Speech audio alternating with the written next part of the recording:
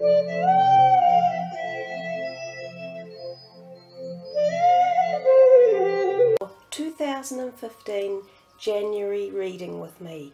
So I just want to take a moment in time to reflect on the fact that we have moved into 2015, or that we will be about to. I'm uploading this in December, and I've contemplated for quite some time on how it is I've wanted to do the readings, because I feel to myself that the way we bring in the new year is quite potently important. It's the thoughts and feelings and actions that we have around the cusp of the new year that relay back a lot to us and how our year is going to move forward.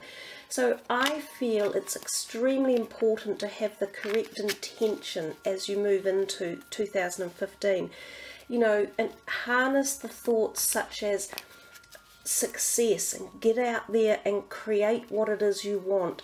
Dream big, be the person that you're wanting to be. Start your journey for 2015 with some fire and enthusiasm, because your year is shaped primarily by you, your thoughts and your actions.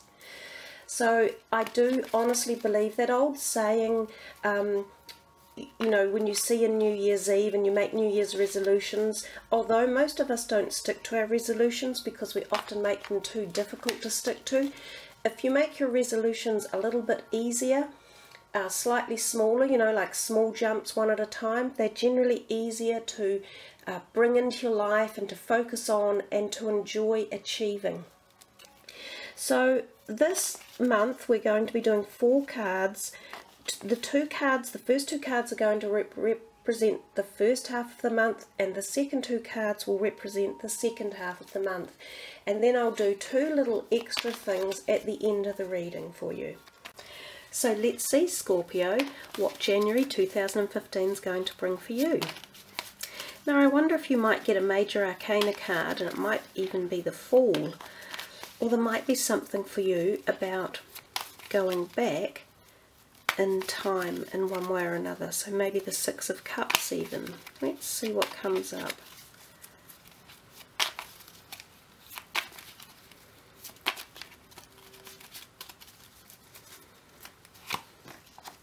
The 4 of Swords, the 7 of Swords, the Page of Wands, and the Magician.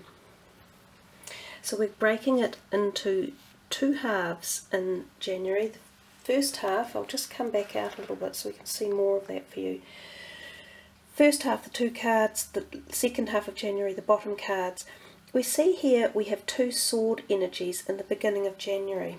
These are often known as a little bit more of the argy-bargy energy, or the energy that you want to think twice about before you take complete action. They often surround words or thoughts, and they can be delivered in a manner that might not be as positive in some ways. So it would pay, I think, in the beginning of January for you to be cautious perhaps in some of the things you say, or some of the dealings that you have, and possibly even some of the people around you. There may be some people around you who could be either sort of taking advantage of you, or doing things that you're not aware of that you perhaps should be. So it feels like, have your eyes open, be aware of circumstances, and be ready to understand stuff that might be going on behind you, or behind the scenes within situations, and that will give you more clarity and insight in how to deal with them.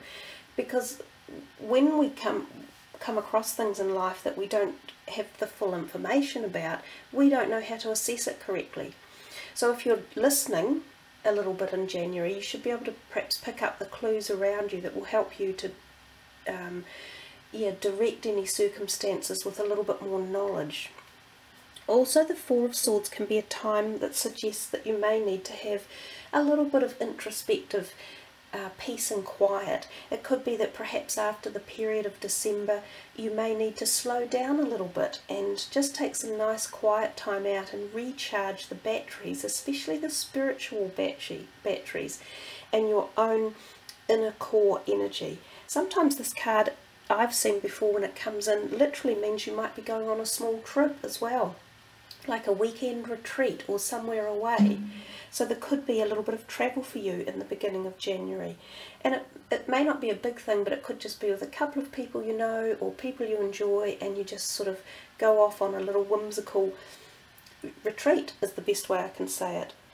Health-wise, it does suggest that if there are any anxieties or nervousness around you, again, to slow down, look into something that will really balance your body again. So I often find that some of the best ways for that are the Reiki healing or yoga type energies, or the breathing therapies that are around, to just slow your body down, take a few deep breaths and come back down onto an even keel again and some balance. Moderating any foods that you've had too much of perhaps over a festive period, or any substances. It's all about balance and moderation again. And this card is a wee bit similar. They have two quite similar energies around them, but we do see lots of yellow in this card. And this guy is looking back. He's looking back behind him. So when I mentioned earlier that you might be looking back into the past, I don't know if it's so much looking back into the past, but you are looking back, covering something, or making sure that something that's going on in the background is being dealt with, as I said, in a correct manner. So keep your eyes and your ears open, and I think you'll glean insight into that, which will help you. Perhaps don't trust everyone at face value in January. There could be someone who's trying to palm some information off onto you that may not necessarily be correct. So make sure if you're handed any documents or information to do with anything, actually, read them really carefully and make sure that any legal contracts or obligations are correct for you before you sign anything. So we come down here to the second half of January. We see the Page of Wands. Often this can literally indicate a young person. So it could be yourself, or it could be someone in your life who's younger that you spend a little bit of time and energy with. They're actually quite happy, innovative, creative energies. So it's a nice, pleasant feeling around it. And if it's not specifically a person, it's ideas, it's creativity that comes to you. It's the beginnings of new things. He's looking out too, so it's about looking away from something that you might currently be doing. So going in a new direction of some sort. Taking a journey at the possibly beginning stages of some project. And this could be work-related, career, it could be your mind or your thoughts, and it could be even relationships. It can be many different things when the pages turn up, but he's definitely looking at going away. And the interesting thing is he's also looking over here at the Magus card, the Magician. This is a really beautiful card to get. It's your major arcana, which indicates that something towards the end of January is going to come to you at quite a deep level. This is a very potent, powerful card full of amazing universal energies that are there for you to call on at all levels. This is the cycle of life. It's the first card, and this is the first month of the year. So there's some cognitive energy here that's connecting for you at a really high level, and it encompasses the heart, the finances, the creativity, the intellectuality. So it's almost saying to you, if you listen and if you connect properly up here with the creativeness and the universal energies coming in, you can almost have your dreams and your wishes begin to attempt to come to fruition. So it's a powerful card. It's a powerful way for you to end January. After this perhaps little more quiet start to the beginning of the year, you sort of rally back around and you jump back out and you get offered some really neat big energy that's coming for you that may help you to embrace 2015, which is a year 8 energy coming in. And there's the 8 in the card as well. So there's a nice, really positive gift of being looked after for you, Scorpio, in the month of January. So now what we're going to do is look at a different set of cards that are quite sort of spiritual or inner. It's these cards here by Tony Salarino, and they often deal with just issues that are close to our heart, and sometimes things that we don't necessarily tell people about. So let's see what comes up for you. The Goddess of the Sacred Path. That seems to me to resonate quite closely to the Magician card. Let go of logic and trust your intuition. So yeah, definitely the message for you is seal this energy coming in through here up the top, spiritually divine energy that's being gifted to you. So trust your psychic abilities, because you are quite psychic, Scorpio. You're quite connected to that whole feeling of spirituality and the energy that comes to us from that level as opposed to the physical. This card is also suggesting to you, it really does connect with the Magician card. It's sort of a time to let go of what you think is logical and start really trusting your feelings. You know, it's suggesting, what is it that you would truly love to do or experience at this point in your life? Imagine it. If you could do anything, what would it be? And there's the Magician saying, do the same thing. Remember, the answer dwells in your heart, not in your mind, because your heart holds your true essence, and it's the gateway to your soul, whereas the mind dwells more within fears, which often prevent us from fulfilling our true potential.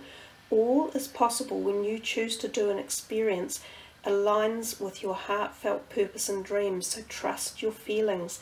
Start to keep a journal in which you express and explore all it is you would truly love to do and have in life, and do this lovingly and honestly and really focus on it. So that's a pretty neat big message for you to really tie in there, actually, Scorpio. And the last bit of the reading is the higher vibrational energy cards, and we will see what comes out there for you.